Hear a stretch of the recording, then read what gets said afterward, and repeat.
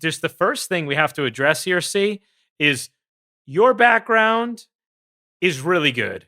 My background is just, I'm in a temporary place of living right now, Adam. Adam's background, though, is next level. It's the best one we've seen. Adam, you put it together, man. I'm working on it. I wish I could show you. I'll show you. I don't know. Can I pull this thing off and show you the room a little bit? Yeah, go for it. Yeah, go for it. Yeah, I'm just going to show you my prize position now. Yeah. Let's see if I can line this up. Oh, there's a beautiful window in this room. Man. Whoa. What do we got? Are those like the champagne bottles from celebrations, or what are those? Those are every champagne bottle I ever popped after a that's postseason celebration. Yeah, I got them. I got about 3/4 of them signed by the team too afterwards. But yeah, that's cool, man. I like doing that stuff. That's planning ahead and knowing what you want to do. Like in those moments, I was always like too busy just downing the champagne at the time to be worried about grabbing some bottles. CC, it's a 2-step move. You go this way, and then you put it in the locker. And then you make a mess with the rest of them, but not the one that you pop. That's fire. That is an awesome move. And for those just listening, Adam just turned in his, is it a man cave? Is it an office? What do we want to call it, Adam? Yeah, it is. Is it a living room? It was designed to be an office, and then I just realized I don't do a whole lot of work. So it is my sitting, chilling room right now. I come in here, read a little bit. I got a record player in here. I play some old records, but I just come in here because I got a good view out to the lake too. I got a little lake behind me here. Ooh, nice. And it's just kind of a cool room, But knowing Waino and all the stuff that he's going to get into after he's done playing, that's going to quickly turn into an office. You know what I'm saying? With the foundation and the calling the games after, you're going to have to start doing some prep, and that's quickly going to turn into an office. You're going to be a lot busier when you're retired than you are now. I promise you. That's what I keep hearing. And I keep telling my wife that's not going to be true. And she keeps telling me, yeah, right. So, so what, and I'll give the audience who's just listening on Spotify a little, taste of Adam's room. First of all, the woodwork looks gorgeous in itself, but there's all these baseballs stacked beautifully. There's a nice number 5. Is that a 50 for you, or is it a 5 for Pujols? It's a 50 for you. Okay. Got it. A nice little number 50, red and white. There's a celebration, World Series celebration picture over a mantle with a bunch of trophies, a silver slugger. No, but let me tell you what's the best award is that Roberto Clemente award that he won a couple years ago. That's the one that, that we all want to win, and congratulations on that. But that's the coolest award I see in that room for sure. And it just, tributes to the man that you are off the field.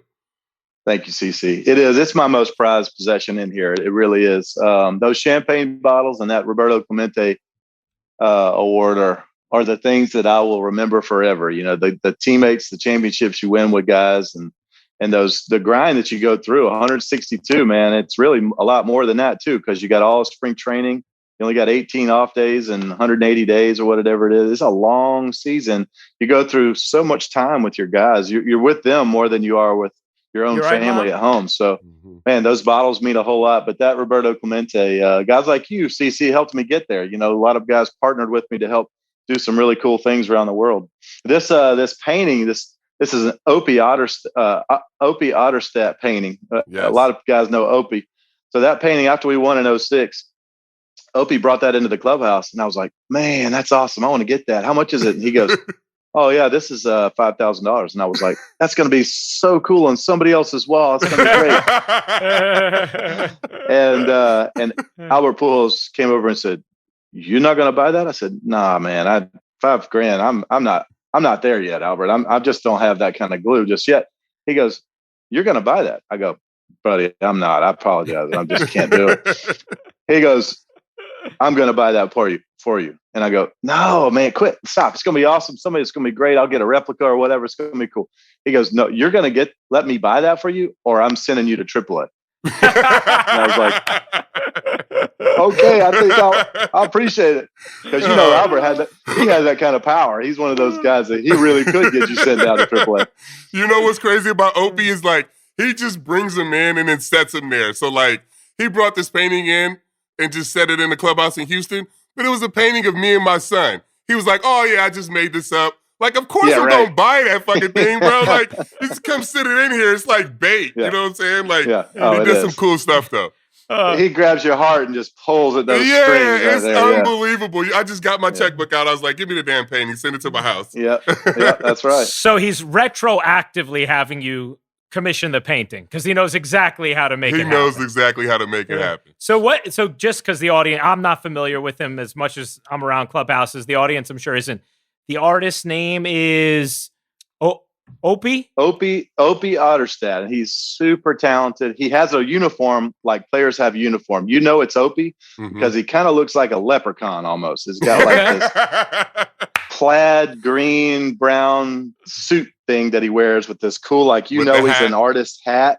Yeah, you know it's an artist hat, right? When you see him, you're like, that guy's an artist. He has one of those hats that matches his Irish garb that he's wearing. And I asked him about that. I was like, "Tell me about your outfit, Opie, because I only see you wear one thing." He goes, "Well, I only see you wear one thing when you're out on the field, right? Like when people see me, they know it's me." I said, "Okay, well, yeah, there you go, touche. There you go." Hey, nicely done, very nicely done. So, Adam, I gotta take us back to something C just mentioned because you have a gift for being able to converse with interesting and energizing passion and enthusiasm. Do you see yourself diving right into some sort of, broadcasting career, hosting career, anything as soon as you're done playing? Yeah, I think so. I mean, not on a big level, but on pick your own schedule kind of way. I really enjoy calling baseball games. I think that's fun. I like being at the ballpark. I have no interest, not whatsoever, none, zero, to be a coach. The hours that those guys put in is crazy. I mean, as many hours as we put in, we're there from I'm a little later now because I'm older, but when you're younger and a little froggy, you're 1:30, 1 o'clock, 1:30 at the field. You don't leave till 10:30 at the earliest. You're there till probably 11.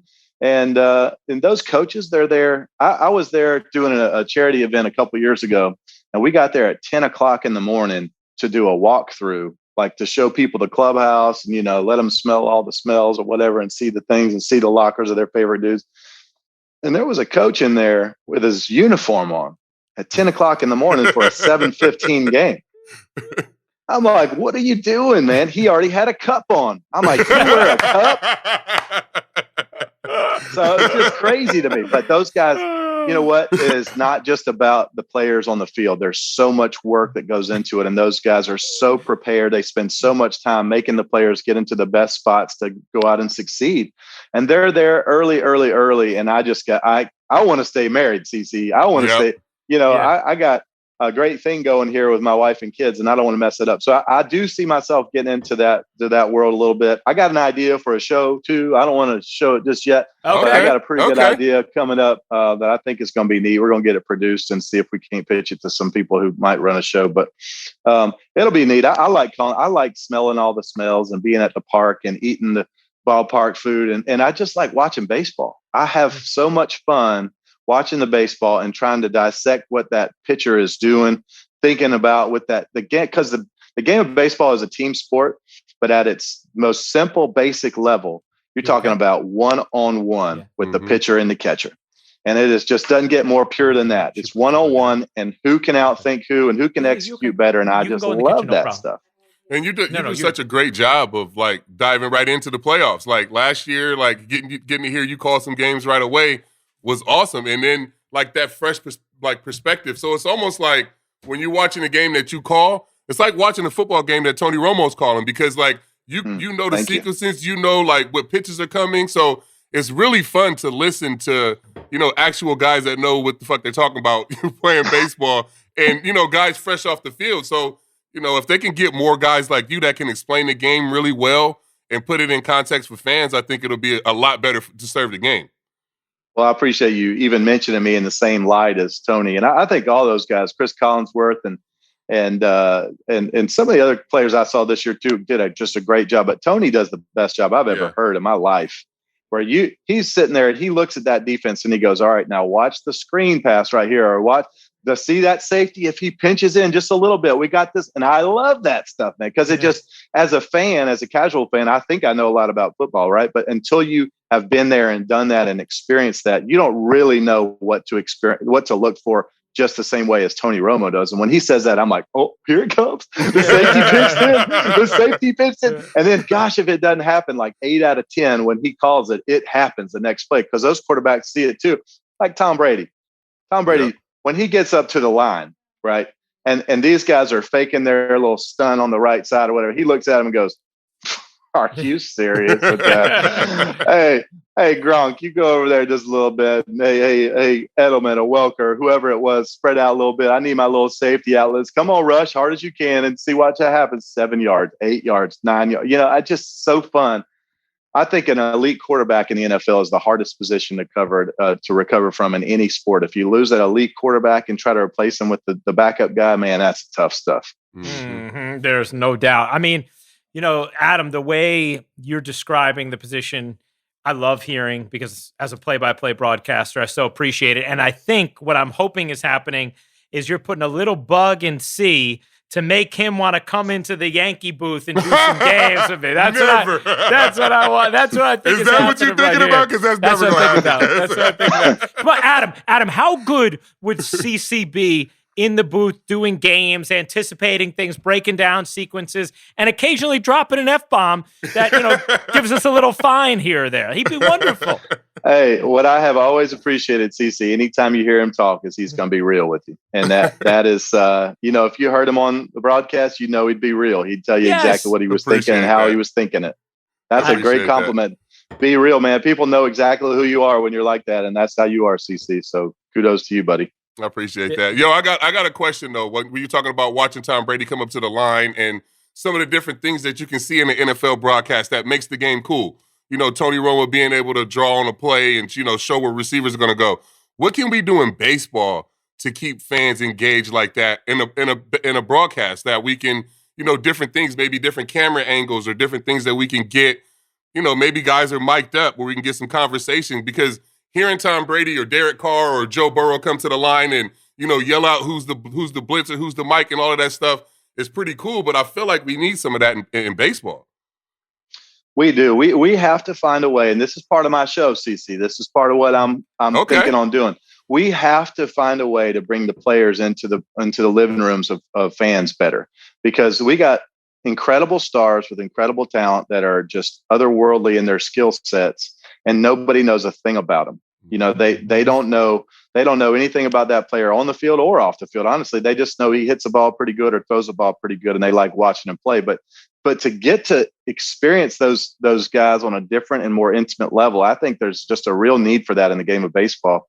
And that's actually what I think baseball is lacking the most in promoting their players to the younger. You want to promote the game to the younger kids. Let the younger kids know these players. I mean, how many people in the world know anything about Mike Trout? I mean, the guy is he's a ghost, right? Like he loves keeping to himself, and he doesn't like all the limelight, which I appreciate so much. But man, what would it be like if you just could have a conversation with him, or just hear like what he's really interested in? But also, like you said, CC, we got to give some face time to the fans. Maybe it might be hard to do during a game to mic players up and stuff. But batting practice, mic them up, man. Let the game of baseball become real to these kids and try to interest them. I don't know. I just think baseball is just such an amazing sport. We got to market it better to our youth. Absolutely.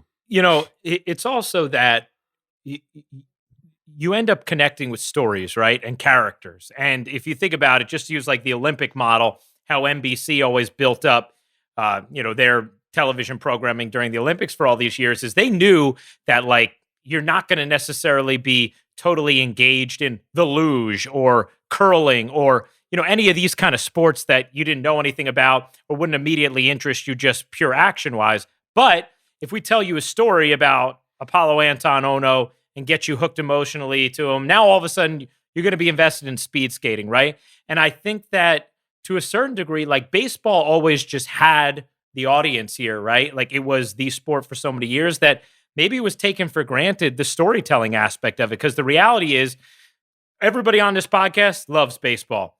But we know, like, the action itself is not enough to sustain the entertainment, right? You have to have a reason. Like, if you have to have a love or a memory or a team or a player.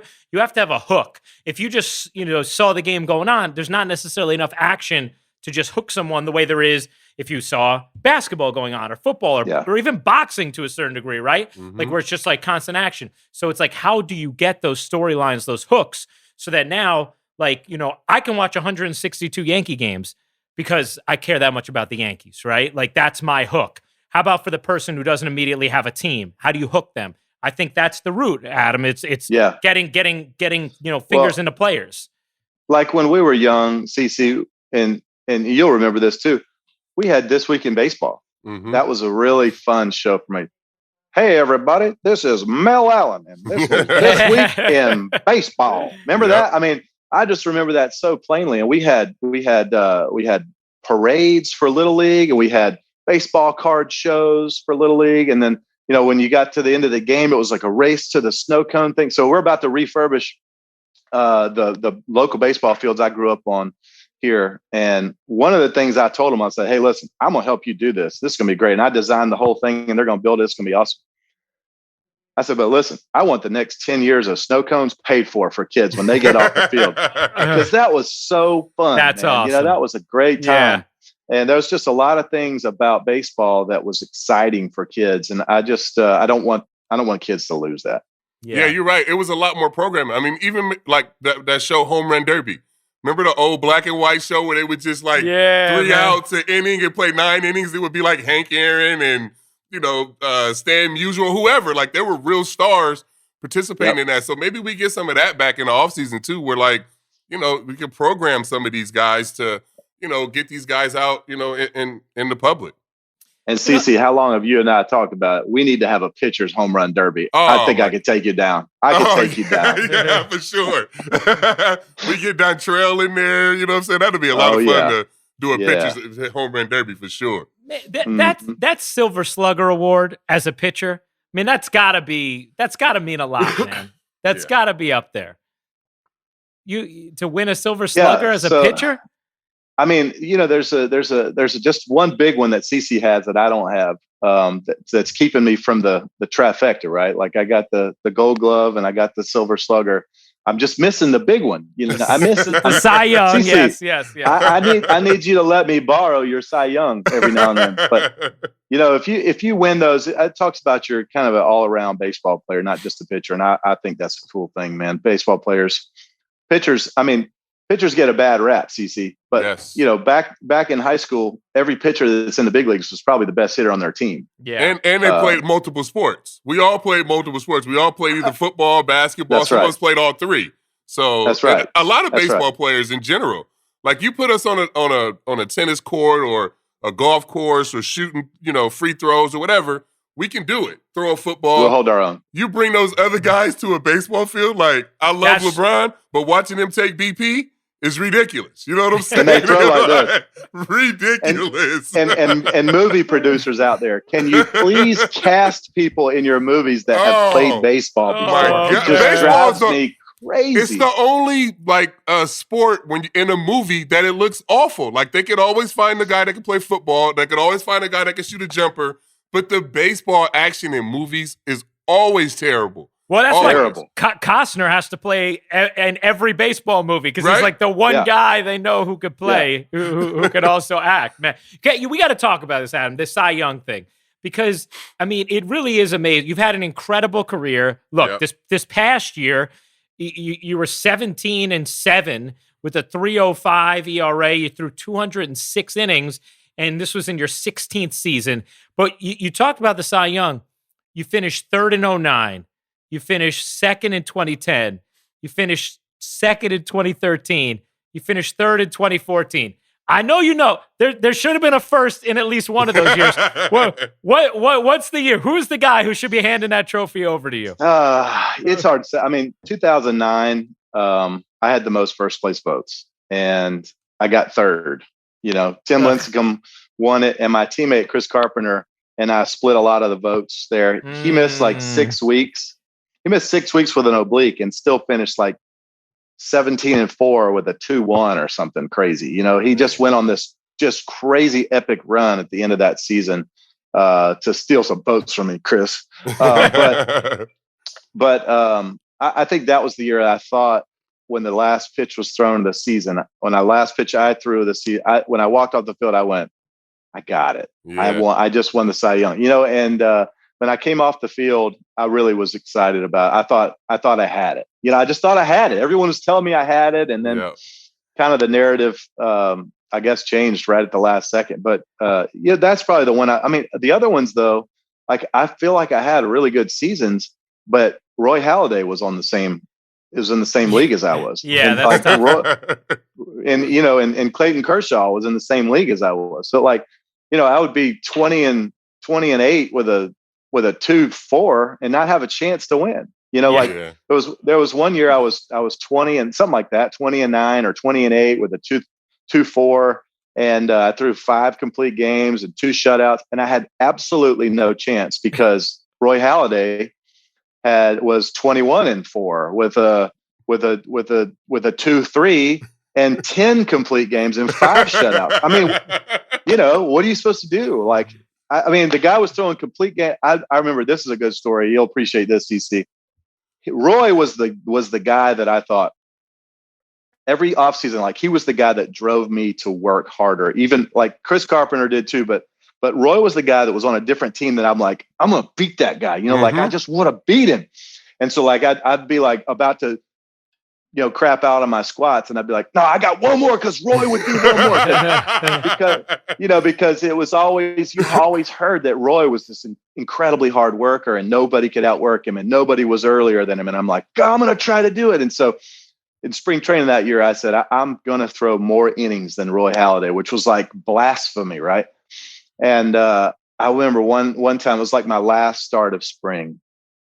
I went out and what I would do is I would pitch. And the next day we pitched on the same day in spring training almost always. And so I would look the next day in the box scores, the USA Today, I'd look in the box scores and I'd say, all right, Roy went 6, you know, and I went 5 2/3. Dang it, you know, whatever. Well, my last start, I went 7 and I gave up 2 hits or 1 hit even. And I struck out 10 guys and I'm like, take that, Roy. That's spring training. Nobody's doing that, right? The next day I get in the clubhouse. I look at the box score. The son of a gun threw all 9 innings. He pitched a complete game. I remember that. He pitched a complete game in spring training. And you know, all those other guys that are like on the taxi squad or whatever they are, they're like, you know, there's like 12 guys they have to take just in case, you know, Roy, you know, tweaks a hammy and warm-ups or something. But they're all sitting down there just twiddling their thumbs like, what am I doing here? This guy's got 71 pitches. It's the 8th inning. But, you know, the manager afterwards, they asked him, they're like, you let him throw all 9? And they're like, well, he's practicing. This is what he's going to get ready for in the season. I'm going to let him practice. I mean, you know, he threw a complete game, 1 out of every 3 starts. So, he was a different beast, bro. He was an animal, man. Crazy. He was. Oh my gosh, that is wow. If you think about it, it's almost like Adam. You were like a '90s team in the East in the NBA. You know, like you were always going. You were either going up against Kershaw or Halladay. You were going up against Jordan, man. So like. Yep. I feel like your accumulation of top 3 finishes should give you a lifetime Cy Young award. Absolutely. Just because of who you had to face. A reporter the other day says, what does it feel like to have the most Cy Young shares of all time and not have a Cy Young? I was like, sad. I don't know. It makes me want to cry. Go jump in the lake. I don't know. What do you want me to do? Like, depressed? I don't know. That's so great.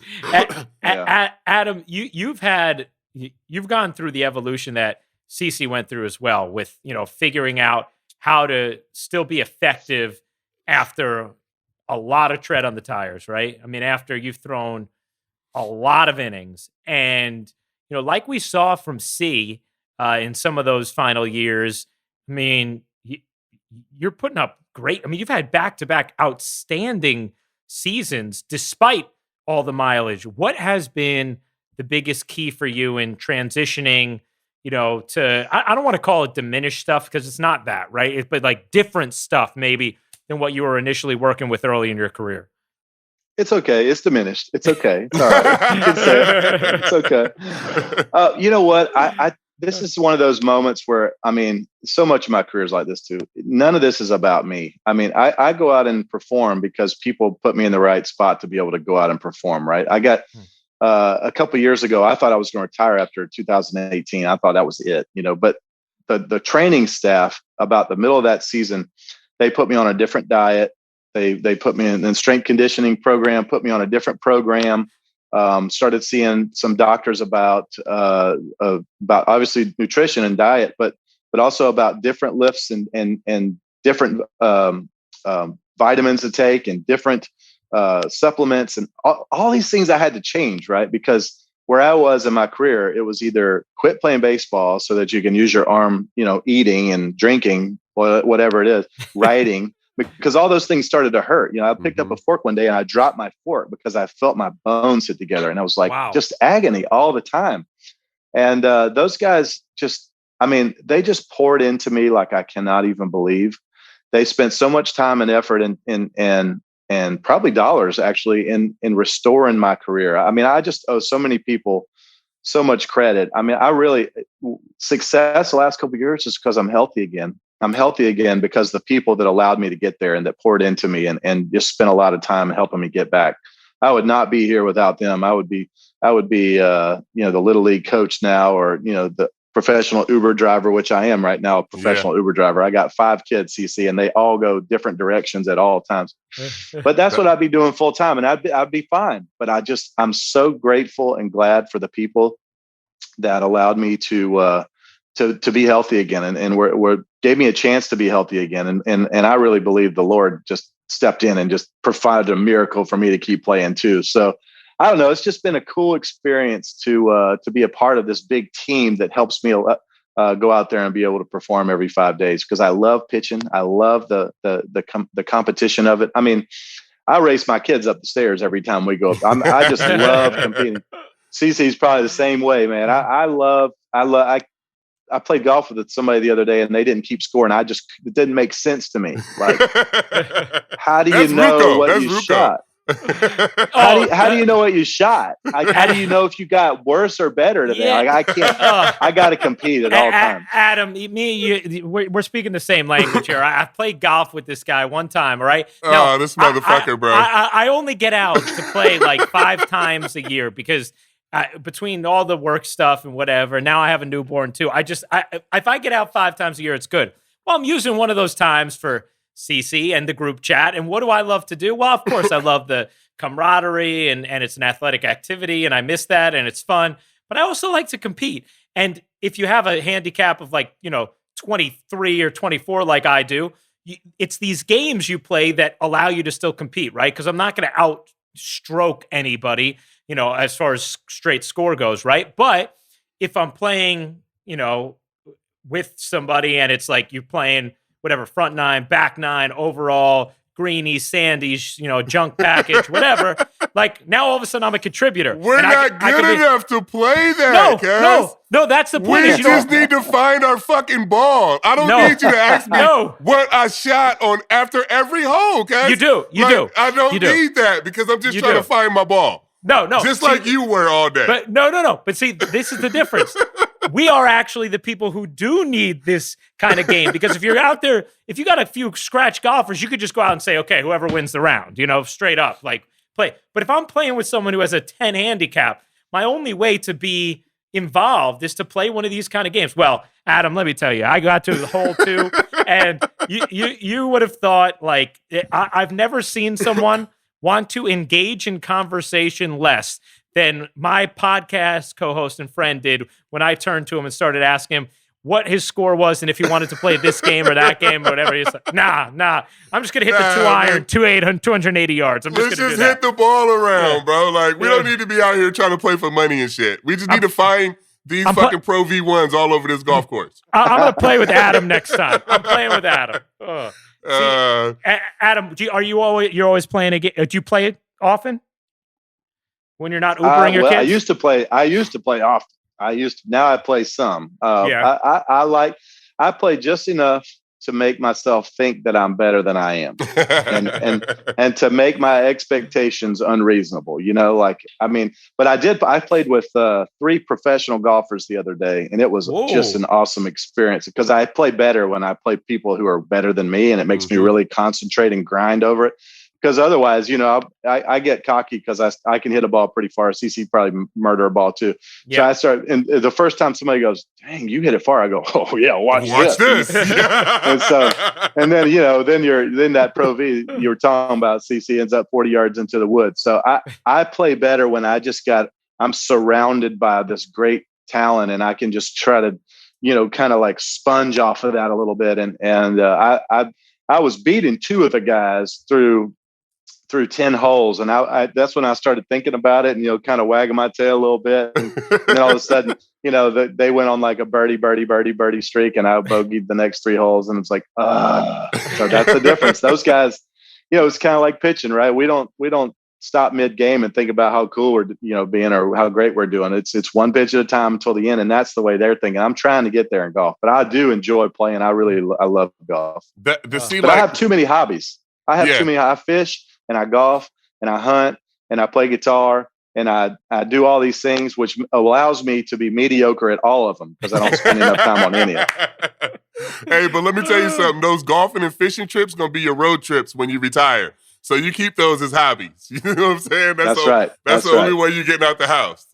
That's right. So, I mean, Adam, is this going to be the final season? Have you made any official determinations, or where are you at with that? Hopefully we play. Hopefully we play a season. Yeah.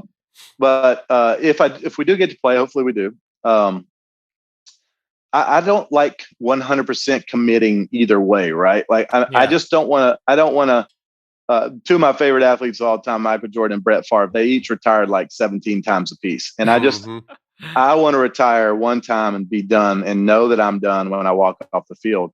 And I know that could be a hard thing because those guys are so talented. That's why I kept bringing them back, because they were still better than everybody else. And so I have such a love for the game and such a love for my family and such a respect for both sides that I want to know that I know before I make a decision. Now, I will say, when I was younger, Jeff Suppan told me something. He said, Jeff Suppan. Yeah, you play with Soup. I play with Soup. Yeah. He said, play as long as you can because you can never come back. And this is a game that you can't play till you're 100. So play as long as you can so you have no regrets. But, I'm 40 years old now. So nobody's going to be like, you retired at 40? What are you doing?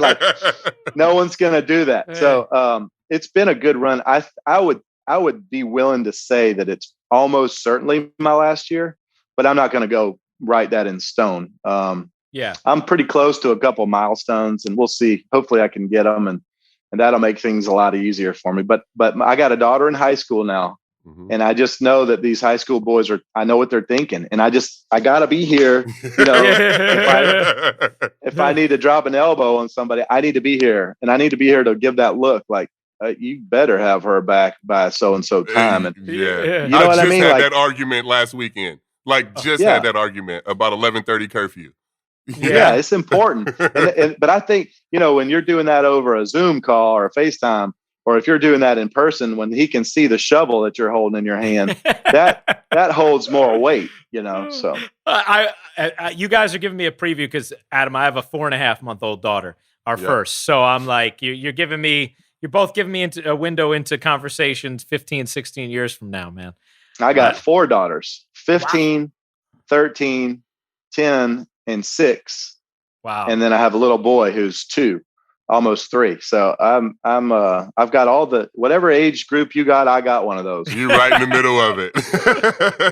I got one of those. I could see though, like I wouldn't, if I'm the 15-year-old kid pulling up to the house, like, and I have either Adam, you with your shovel, or C, just you with your new biceps, I'm not feeling very good as I go to that. I'm going to listen to curfew. I'm going to feel pretty confident I'm going to have your daughter home by 11:30. And I'm not very nice, I guess. Like, I'm not very talkative. Like, I don't, you know what I'm saying? Like, the kid came over to pick up Jaden. I was, I don't have much to say, except you better be home by 11:30. You know what I'm saying? Yeah. Like, it got to be 11:20, and I was like, I got in my car, like getting ready to go find her. You know what I'm saying? And they pulled up. But it's getting to that point, bro. I remember the first time I saw CC in person was playing against the Brewers when you got traded over to the Brewers.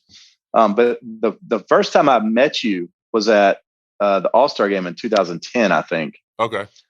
And I could not believe how big you were. I thought I've just met the biggest person on earth. It's like the first time I met Shaq. I saw Shaq and I thought, oh, that's not even a real person. Like he looks like he covered the whole doorway. I was standing next to you, CC, and I was like, I'm 6'7", and I feel like an absolute pipsqueak right now. You know, that was really cool. So I can imagine when a young fella comes up to your house, he's thinking way more than I was thinking. Yeah. Holy crap, that's a big dude right there. You know what else too? C, like you say, you don't talk. Like C, it has this like infectious warmth, but we talk about this. C, you're like actually an introvert, right? So like, you don't really want to engage in small talk and conversation anyway. So add that into the mix, and then dad hat on, and I have to know you for it to come out. You know what I'm saying? Like we have to be friends. I have to, want to have the conversation. So if it's just somebody random, like I can literally just stand there and look mean. I'm not in a bad mood, but it's just like I don't want to talk to you. It works out pretty good. So this kid, his friends are like, "Oh, you got to meet CC? Yeah. What's he like? Oh, he's kind of an asshole, cool. man. Yeah, exactly.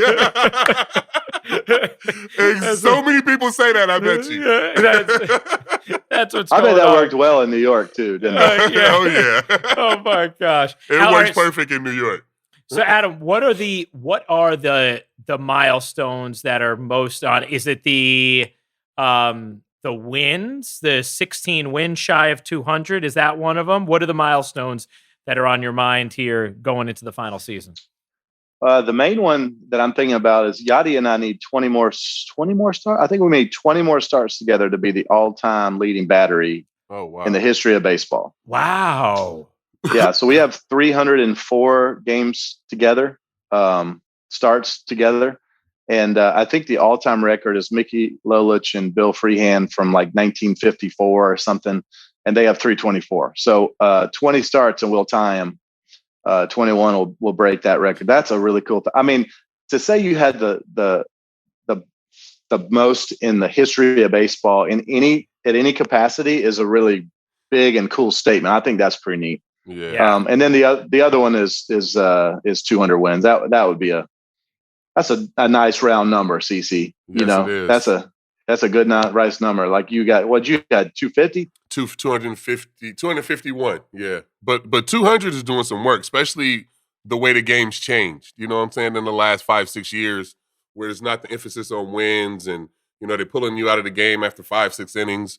It's not the same as when we first came up. So to get to 200 now, I think to get to 200 now is going to be like 300. You know what I'm saying? Yeah. Because some of these guys that are coming up, I mean, I just don't see them winning more than 150 games. It's going to be really very hard tough for them. Yeah, it is going to be really tough. So many guys get pulled out with 4 2/3 and a lead and like 65 pitches. I remember looking at our manager last year and I said, I just want you to know, you might make that decision, but I want you to know that you're probably going to get in a fight with me as soon as the game is over. Like, that is a big thing, man. And John Lackey used to say, "Hey, big league wins don't grow on trees, Waino." It was so right, man. That is a thing, And I know a lot of the stat guys say that stuff doesn't matter, but to us it matters. That means you're carrying your team deep into the game with a chance to win. So, and even like throwing 200 innings is not a thing anymore. Like the goal is like 150, 160. I'm like, what? Like 150, 160, that's minor leagues. You know what I'm saying? Like we were throwing 150 innings in the minor leagues, and now they expect guys to come up and give them 160 innings, and that's it. You're good with that. Like it's just a different game. So until it goes back, they're all long relievers. There's no starters. Yep. Like you come in and throw your best stuff as hard as you can for 85, 90 pitches. Then we're gonna get somebody else to come in right behind you. You're right, and I think it starts in the minor leagues. CC, these guys, if they walk off the field after 4 or 5 innings and think they did their job, then that's not the right mindset. Mm-hmm. The correct mindset, but a lot of like CC said, a lot of organizations are teaching that. They're wanting that to get the most out of your stuff for as long as you can. Then we'll bring somebody else in. But that's not pitching. That's throwing. A pitcher can go out and play catch. I see a lot of fetch nowadays. Guys are just launching balls over the fence and they can't play. I just need a nice game of catch, back up as far as you want. You're a professional pitcher. You should be able to throw it. At least, where I can take 2 steps and catch a ball, right? Like I shouldn't have to be running left and right, back and forth. Figure out where learn to control the ball and catch. You learn to control the ball on the field. I mean, this is a major thing, and I just don't know if we teach that quite enough. Man, that's so true, because like the last couple of years, I'm just thinking about guys playing catch, and it changed so much where like guys are out there throwing flat grounds before the game, like trying to throw their best shit, like snapping off sliders and cutters and doing all of this. Like, and you're right, balls are going into the stands. Everybody's running to go get balls. And yeah, I mean, I never even thought about it in that context, but yeah, I mean, playing catch is different in the big leagues these days. It's a lot different, man. Mm-hmm. Yeah. Go ahead, Adam. I was just going to say, Chris Carpenter would have bit my head off. Oh my God. And Andy too. Andy Pettit the same way. Like if I didn't hit him in the chest, he would not move. Like he gave me the yips one year because I think it was 2010. Very first day of playing catch, I don't know what I was doing, but I threw one really hard and it like went like by him and he was like, "Are you serious?" Like just like that. Like the first throw of spring. The rest of the year, I was terrified. Like I just started lobbing the ball to him, like just like that. The whole hand open and everything, like terrified to throw a ball where he couldn't, like where he had to move. Like, but that made the discipline of being able to throw strikes. Yeah. Andy's one of those sneaky, huge people too. Yes. That guy is a big human being. Yes, he is. And I don't think I've ever met a better person than Andy Pettit. What a great guy. Yeah. Amazing. That's my favorite athlete of all time, Adam. It's growing up. Do you see my childhood bedroom? In fact, they're all still there. Andy I was about Pettit. To say it's all still there. Andy Pettit plaques everywhere. Andy plaques. When I actually talk with Andy, I tone it down a little bit, but he knows. He knows. No, you my don't. Guy. What are you talking about? I don't tone it down. I tone it down a little bit. No, you don't. A little bit. That's kind of how I was growing up with those Braves pitchers. I mean, watching Smoltz and Madison Glavine, and then so when Smoltz got to be a teammate of mine, he came over to the Cardinals in 2009, and when he came over, he just got so many great stories, and he would tell stories about pitching Game 7 against Doug Drabeck, and I'm locked in because I'm like, I remember that. Tell me about remember the 84th pitch that I was sitting there on the couch and I was eating, peanut butter jelly. I remember you threw this pitch and like, tell me that. And Smoltz has an amazing, uncanny ability to know every pitch he threw of every single pitch in his entire career. He can take you back and be like, all right, what I was thinking was here it was, and then he'd talk you through it. And I remember he would start telling these stories and there'd be like 10 of us. And I was like locked in, and then I'd turn around and like everybody else was gone. And it's like 6 stories later. And I'm like, all right, let's keep going, and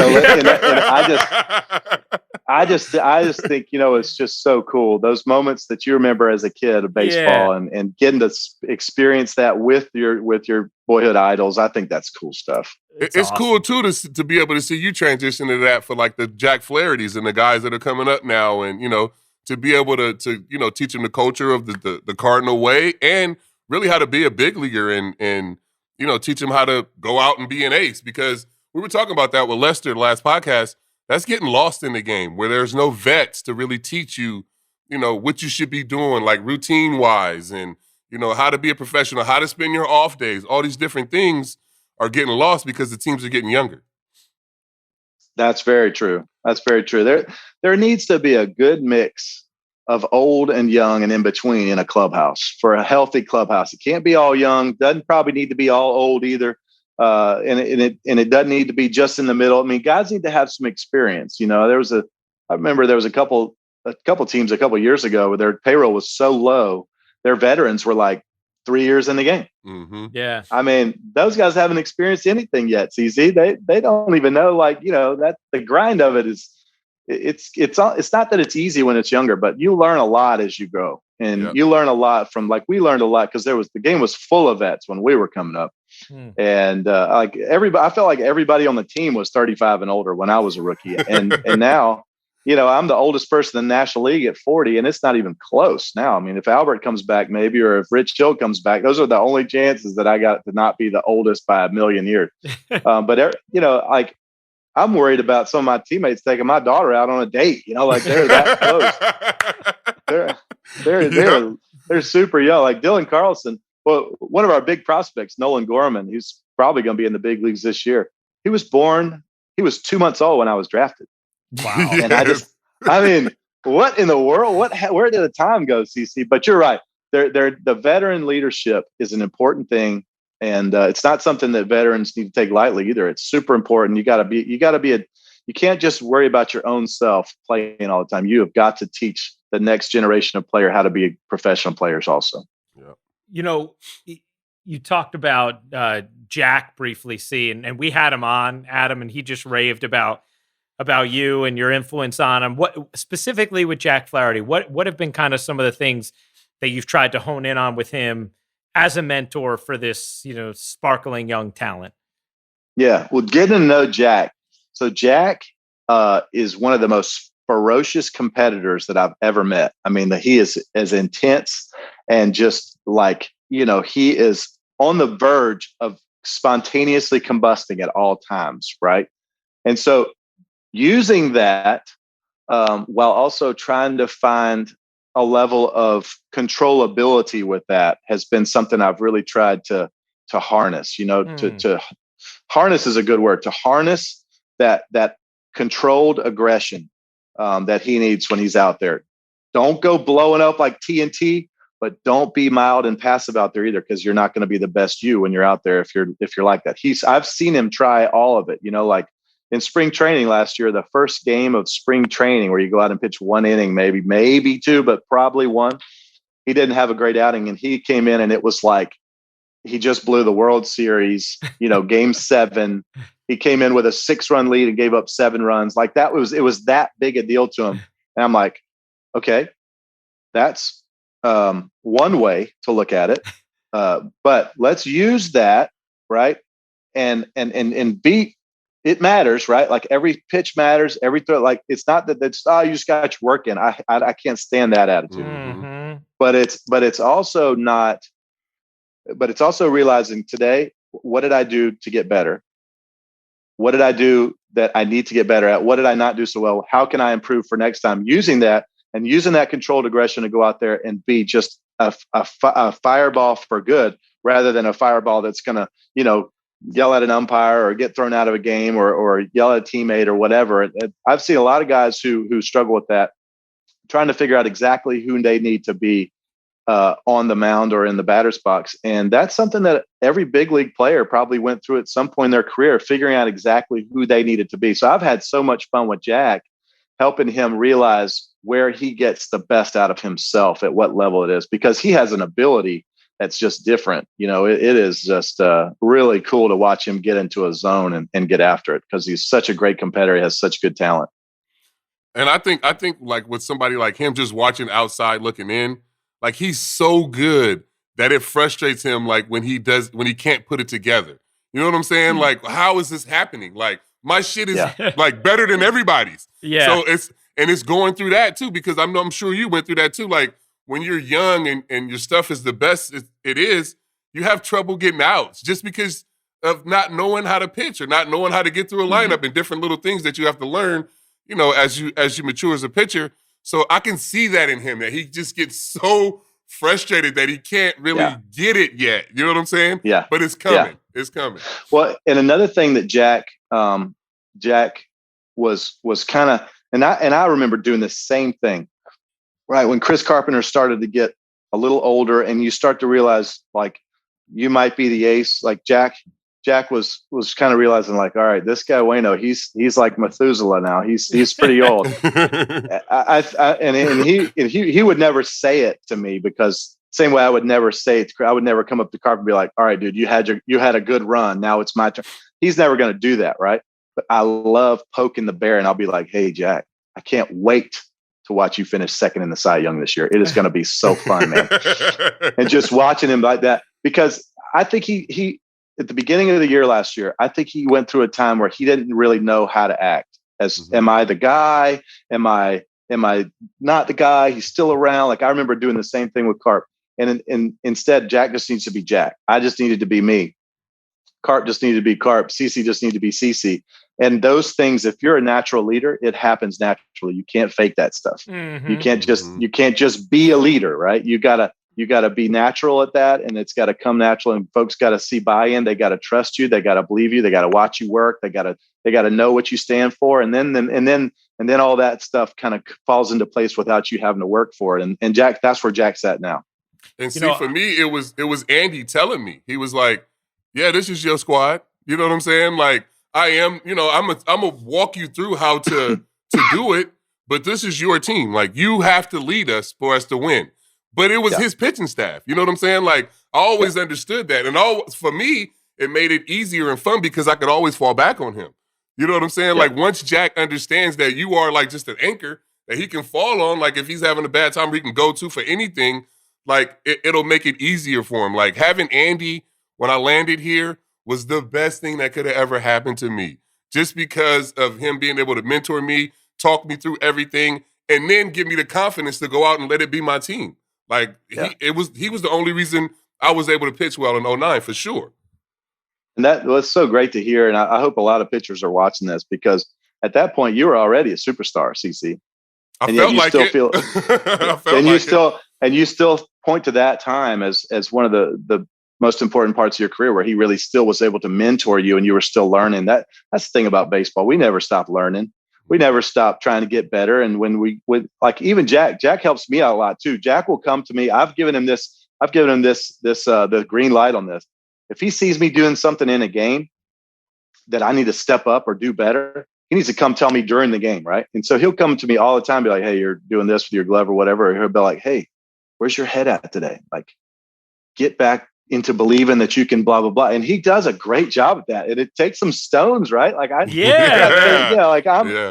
been around for a long time, but I really appreciate the stones that he has to be able to come over there and speak honest to me in the game. And I listen to him. And sometimes there's been a couple times where I'll be like, I know that. He walks away and I'm like, after a couple minutes, I'm like, dang it, he's right. He's right. I need to do that. And I always give him a big hug afterwards and tell him thanks. And I do the same thing with him. Hey, where's your head at right now? What are you thinking? What were you thinking on that pitch? Let's go right here. Look at what he's obviously trying to accomplish here. So how are we going to attack that? Like, we love doing that during the game. There's not many guys. You wouldn't give the green light to that to just anybody. You don't want just any Tom, Dick, and Harry coming over to you talking during the game. Because I like being in my little spot. I don't like guys coming to tell me about their at-bats and how they couldn't believe they swung at that and this and that. And I'm like trying to zone in. I'm thinking, all right, I got Brian Braun or somebody on deck. I can't be thinking about your at-bat right now. Like I know, right? But every now and then the right person comes over and says something, you got to listen to it. Or you need to listen to it. Yeah. I'm thinking about that record with you and Yadi. That is an unbelievable record. When you think about, especially the way the game has changed, right? As far as, in some cases, expanding rotations, openers, free agency. The fact that you guys could end up having the record as a battery for most starts of any pitcher-catcher combination in baseball history, obviously that would be meaningful regardless, but it's absolutely astonishing for two players to be able to accomplish that now and hold the all-time record when you consider how much more likely it would be to accumulate those numbers in a pre-free agency era or just, a different culture as far as starting pitching goes in the past. Like, I get why that means so much to you. I'm sure Yadi means so much to you as well, Adam, but like, that's unbelievable that that's on the table for you guys this season.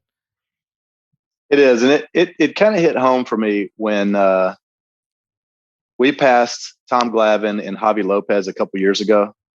And that was, for me, that was like the battery of my youth. Yeah. And it seemed like they were pitching and catching each other every 5 days, like for all of eternity to me, right? Like that was the battery. That was what you thought of.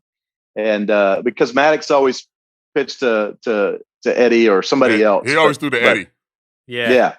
But Tom Glavine and Javi, that was like, man, those guys were and when we passed them, I was like, whoa, dang, we've been together a while. This is pretty cool, Yadi. And then, we passed Tim McCarver had a record with Bob Gibson, and Tim McCarver had something with a couple different pitchers. I think maybe Steve Carlton also, where he was with them for 10 years apiece, and they used to pitch every 4 days. So they had a lot of starts. And when we passed both of them, it was kind of like, well, dang, all right, this is pretty neat. And then it started getting more and more steam. And I think the next closest group right now is like 104. There's a pitcher and a catcher with the Red Sox who have like 100 and something, and that's the next closest one. And so if we get that record, I just don't think anyone's ever going to break that record. I think that's safe. So yeah, man, I think you're 100% right. No one is going to. Now, Adam, we could clearly talk to you all day. You're an absolutely fantastic podcast guest, as I'm sure you're well aware of, and your broadcast career is going to take off instantly. But I just have to, I got to ask you this, man. Have you ever gone up to Carlos and talked to him about taking the curve in Game 7 of the NLCS? Have you ever said anything to him about like, yeah, that was a pretty nasty hook, wasn't it? Like, you ever said anything to him about it? I know he's talked to me about it a couple times. I'll tell you exactly how that went down. I think my earphones might have just died. Did my earphones die? No, we got you. Oh, you're good. Okay, good. I'll tell you how that happened. So when we signed Carlos, 2012 was his first year with us, Carlos Beltrán. I kind of got the feeling that we were going to get a lot of questions about that, right? Like, how's this going to be? This is a really I still get booed like crazy at Citi Field. I mean, it is hilarious. I called him because I was super fired up. I mean, we got one of the best players in the game of baseball. I was like, yeah, this is what we need. This is going to be amazing. And dang, we should have won the World Series. That's beside Y'all had a good team back then too. I remember calling him and I said, all right, Carlos, we need to talk about this because I know we're going to get questions in the media. And so I'd like to get out ahead of it. I said, how do you want to deal with 06? And he goes, you know what, brother? And he said it, and this is just a great Carlos Beltrán moment. Just reiterates exactly who he is because he's the most professional person I've ever met in my entire life. His wife is the most professional wife that I've ever seen. Like they just dress better than you, no matter what you wear. He smells better than you. He dresses better than you. He looks better than you. He is a pro, and it is all the time. He never takes a day off of looking awesome and looking like a pro. And he goes, you know what, brother? That was a good moment for you. That was not a good moment for me. We shall leave it in the past. And I went, in the past, never. And we have not spoken about it since. And I every interview I did, I mean, the first like 2 weeks of spring training that year, I got a lot of questions about it. And that is exactly how I answered it every time. I said, hey, my teammate Carlos and I want to leave that. We both want to leave that in the past. We're teammates now. We're going to try to win this thing together. And that is where we left it. And I'm not talking to him. And I will never talk to him again about it. He brings it up, though. It doesn't bother him that much. Like, he can laugh about it now. When he came to the Yankees, because, I mean, he would bring it up. He's like, I mean, what you want me to do? Like, he dropped the fucking hammer 3-2. Like, he locked me up, cuz. Like, what you want me to do with that? Like he was very he was over it by the time he came to us. That is an amazing story, Adam. Amazing. And you know what's funny? If I think of like moments of volume turned all the way up to pin drop, that's like top 3 volume change moments of all time for me. Yeah. When I think of sports history. Like that was crazy. I don't know what it was like on the field to hear that, and all of a sudden, like where all of us, where you can hear someone in the back of the dugout say yes. As like that was just a total seismic shift when that strike 3 goes through. It was the loudest I've pitched in probably, and then the quietest I've ever heard on the field because I could hear every one of our players cheering. And then this is the great thing. I didn't know this until years later, and especially after he became president. But right in the background is Donald Trump like this. Sitting front row, looking at me like, you devil. And but I'll tell you, that inning was so fun because that is every single one of my childhood fantasy in the backyard right there. It was bases loaded, bottom of the ninth. The best hitter in baseball in the playoffs especially was up to bat at that moment. The whole thing was on the line. Win, go to the World Series, lose, go home, and probably get kicked off the team and never return. I mean, it was just like, it was so dramatic. And so, I mean, a week later, I closed out the World Series. But if you ask me what the most iconic or most memorable moment of my career is, I'll tell you NLCS Game 7 every single time. And that's the one I get. That's what I get remembered for the most. That's what people have me sign like the most autographs about. And that's, I mean, that's it's just that's my moment. I mean, I need another moment though, CC. That was a long time ago. I need another moment. Well, man, most people don't even get that moment, bro. So it's been a great one. Yeah. You know what? This is why we do the pod, Adam. You guys talked about it before, kind of bringing personality to the fans and whatever. Now, everybody who listens to this R2C2 on Spotify and or other audio platforms or watches on our YouTube page, they're walking away Adam Wainwright fans, and they're going to be rooting for you to get another moment this year. I know I am, man. This was just terrific. Appreciate it. We so appreciate it, Adam. You're just absolutely wonderful to listen to, and I hope we do it again and hopefully in person at some point. Yes, sir. Thank you for having me on, guys. CC, love you, brother. I wish I get to compete and see you more often, but I was always a huge fan of yours, and thanks for having me on. It's always a pleasure to talk to you. No, I appreciate it, man. And I'm always watching every time you pitch, so just know that. I'm tuning in every time I see your name in the box score, so I'm watching every time. I'll try to win one for the old guys. Yes, sir. Yeah, that's right. All right, fellas.